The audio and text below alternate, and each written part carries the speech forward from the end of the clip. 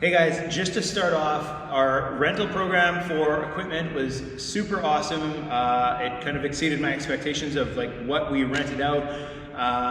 All I'm left with is like a 55-pound kettlebell and a 5-pound kettlebell for demos. So I guess everything is going to be heavy on this side over here. For the 5-pound, I can't even fit my hand through here. Like this isn't gonna do much. Anyways. Welcome back to another Starke HomeFit workout. With this workout, it's called Bell Buster. You're going to be doing a 25-minute AMRAP. This is sort of a grinder as well, depending on how heavy you want to go with this workout. But you're going to be doing 5 reps of dumbbell deadlift per side. So you're going to be using one dumbbell or one kettlebell in your hand. This should be a stiffer legged deadlift. So knees are going to have a slight bend in them, but you're really focusing on that hinge in the hips and really feeling tension in the hamstrings while you're doing this. So you're going to do 5 reps on one side, transition to 5 reps on the other side.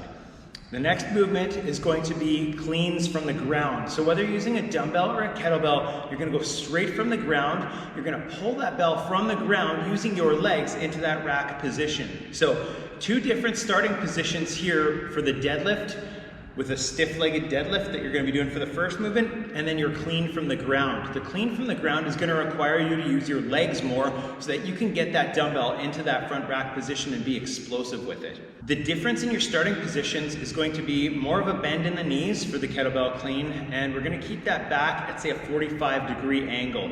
When you go to pull from the ground, you're going to fire those legs and then extend with those hips, so then you'll catch that bell in an upright position.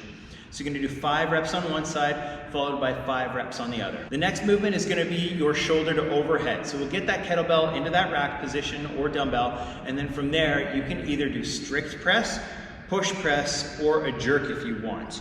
So push press was my go-to for this workout. If you have a dumbbell or a kettlebell that's a little bit on the lighter side, I would say maybe strict press it. If it's really light, strict press and take your time with it. So slow on the way up, slower on the way down. So maybe like a 2 to 3 second descent and maybe a 2 second on the way up. After you've completed your 5 reps on each side, then you're going to be doing a clean and squat. So whether you use a dumbbell or a kettlebell, this will be the hang position. So you're going to go from that hang, you're going to hinge with those hips, you're going to clean that kettlebell up into the rack, and then go into a squat. Don't treat this movement as basically a clean going directly into your squat. Try to catch that bell in a solid rack position, brace your core, and then descend into your squat, rather than kind of popping your hips and pulling yourself under the bell. So we want to make sure that you're catching it in a solid rack position and then descending into that squat.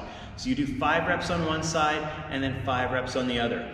Depending on the weight of the bell, how you're feeling, how fast you're going, you may be able to just transition from one hand to the next, going fairly fluid with this workout. For myself today, I went a little bit slower with it and just took my time with it rather than just like hammering through. So depending on the weight you're using, how you're feeling, go by feel and just use this workout to either move and just feel good about moving, or you can go and try to move fairly quick and hammer it. The last movement you're going to hit before you start back at the top is your double unders. So if you've got double unders with your skipping rope, hit 50 double unders. If you don't, 75 singles with a skipping rope, so 75 single skips, or 30 toe taps. So you could aim for the top of the bell, the handle or something like that, or stand your dumbbell up if you're using a dumbbell and do 30 alternating toe taps. This workout was a good full body workout. Only 2 pieces of equipment required. One if you don't have a skipping rope, but you can get away with hitting a lot of movements, really focusing on that movement mechanics, your technique, and get a good sweat on. Hopefully you enjoy this bell buster, and we'll see you again tomorrow for the next Starke HomeFit workout. Take care everyone and stay strong.